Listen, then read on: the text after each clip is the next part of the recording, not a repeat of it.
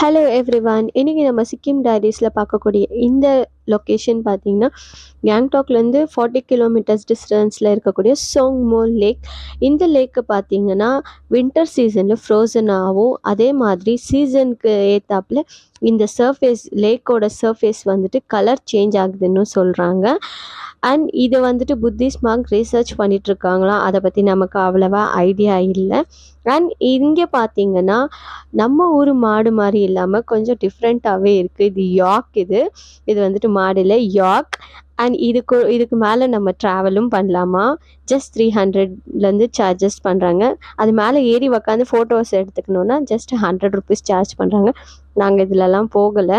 And மறக்காமல் இந்த videos எல்லாம் உங்களுக்கு பிடிச்சிருந்துச்சுன்னா என்னோட சேனலில் சப்ஸ்கிரைப் பண்ணாமல் பார்த்துட்ருக்கீங்கன்னா தயவு செஞ்சு சப்ஸ்கிரைப் பண்ணிக்கோங்க. இந்த வீடியோ பிடிச்சிருந்தா லைக், ஷேர் அண்ட் கமெண்ட் பண்ணிக்கோங்க. இன்னொரு வீடியோவில் பார்க்கலாம். டாடா.